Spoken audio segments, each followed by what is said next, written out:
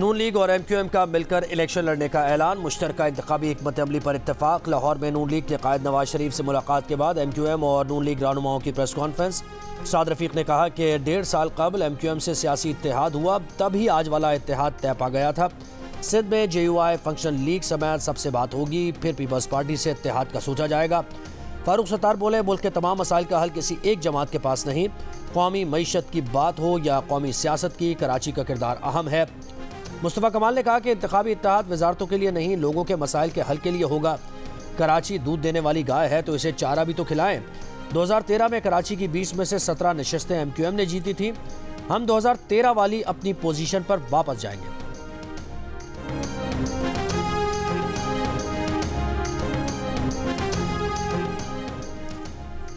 Chairman PTI को सिर्फ इसलिए नहीं हटाया कि हुकूमत चाहते थे, देख रहे थे कि उनसे हुकूमत नहीं चल रही थी। उन्हें ना काम करना आता है और ना ही करवाना आता है।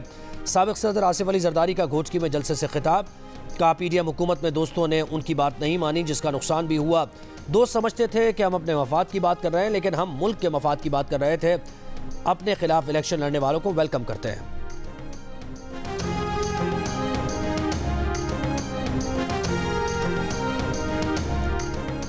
चेयरमैन PTI नैब केस में सुप्रीम कोर्ट में पेश होना चाहते हैं, इंतजाम किए जाएं। चेयरमैन PTI के वकील गौहर खान का कहना है कि आज जेलर की जानिब से नैब केस के नोटिस की कॉपी चेयरमैन PTI को पहुंचाई गई है। चेयरमैन PTI ने उन्हें कहा है कि नवाज शरीफ हमेशा अंपायर को साथ मिलाकर खेलते हैं। इस बार नवाज शरीफ की कोशिश है हमारी पूरी टीम को खेलने ही ना दिया जाए। इलेक्शन कमीशन सुप्रीम कोर्ट समेत मुतल्लिक़ इदारों से लेवल प्लेइंग फील्ड का मुतालबा करते हैं। अडियाला जेल में ऑफिशियल सीक्रेट एक्ट की खुसूसी अदालत में साइफर केस की समाअत। वकला सफाई की गवाहों से मुताल्लिक़ चेयरमैन PTI और शाह महमूद कुरैशी को ब्रीफ करने की दरख्वास्त।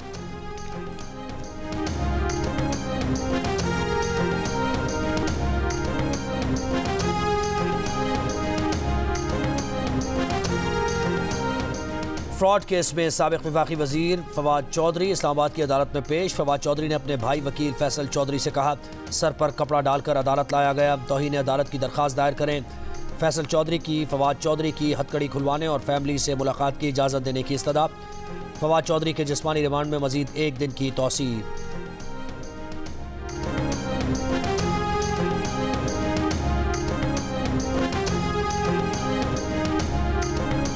पुलिस का रात गए चौधरी परवेज इलाही के घर पर छापा। CCTV वीडियो सामने आ गई। पुलिस ज़राए के मुताबिक खवातीन और बच्चों को बाहर निकालकर घर की तलाशी ली। कुछ दस्तावेजात दरकार थी जिनके लिए छापा मारा गया।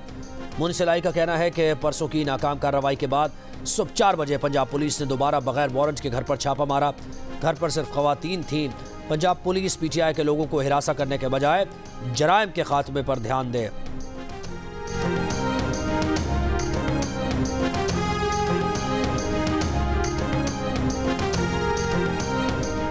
पाकिस्तान को $6.5 अरब के बड़े बैरूनी फाइनेंसिंग गैप का सामना। निगरान हुकूमत का सऊदी अरब और UAE समेत दोस्त ममालिक से फिर रुजू करने का फैसला। इस्लामी तरक्याती बैंक ADB आलमी बैंक से भी मदद दी जाएगी।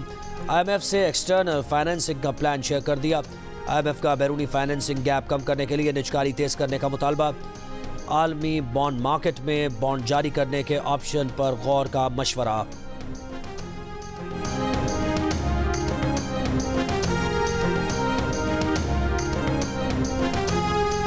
गाजा पर इसराइली बमबारी जारी। इसराइली वज़ीर आज़म बेंजामिन नेतन्याहू का कहना है कि यरगमालियों की रिहाई तक जंगबंदी नहीं होगी। जंग के बाद इसराइल गाजा पट्टी की गैर मुअय्यना मुद्दत के लिए सलामती की मजमूई जिम्मेदारी संभालेगा।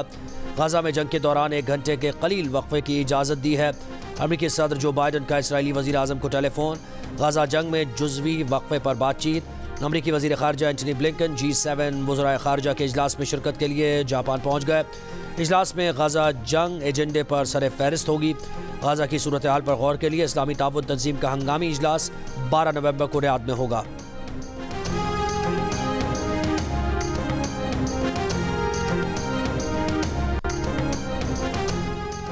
पाकिस्तान की जानिब से गाजा के मुतासरीन के लिए इमदादी सामान की दूसरी खेप रवाना कर दी गई। निगरान वज़ीर ख़ारजा जलील अब्बास जिलानी ने कहा कि इंसानी हमदर्दी की बुनियाद पर 90 टन का इमदादी सामान गाजा रवाना किया जा रहा है। फ़लस्तीनी सफ़ीर का खैर मकदम।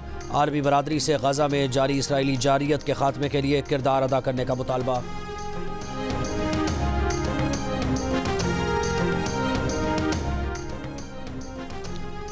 HEC ने अफगान तलबा के लिए 4500 स्कॉलरशिप्स के तीसरे मरहले का आगाज़ कर दिया। ग्रेजुएशन तकरीब में 281 अफगान तलबा को इसनाद दी गई। स्कॉलरशिप प्रोजेक्ट के 2 मरहलों में 6000 अफगान तलबा को वज़ाइफ मिल चुके हैं।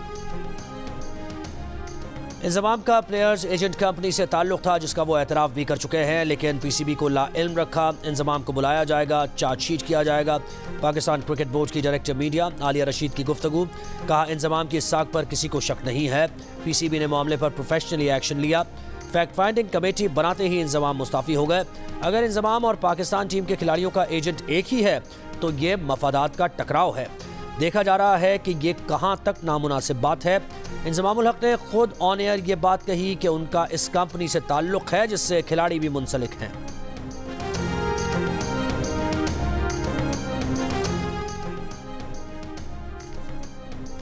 और वर्ल्ड कप के पॉइंट्स टेबल पर 8 पॉइंट्स के साथ छठे नंबर पर मौजूद अफगान टीम पॉइंट्स टेबल पर 10 पॉइंट्स के साथ तीसरी पोजीशन पर विराजमान ऑस्ट्रेलिया की टीम आमने सामने। अफगानिस्तान की बैटिंग जारी। अगर ऑस्ट्रेलिया की टीम आज का मैच जीत गई तो सेमीफाइनल में उसकी जगह पक्की हो जाएगी, और अगर अफगानिस्तान की टीम आज का मैच जीत गई तो पॉइंट्स टेबल पर 10 पॉइंट्स के साथ पाकिस्तान से आगे निकल जाएगी। अफगानिस्तान का अभी एक और मैच बाकी है। पाकिस्तान की टीम पॉइंट्स टेबल पर 5वें नंबर पर है। पाकिस्तान और इंग्लैंड की टीम्स 11 नवंबर को आमने सामने होंगी।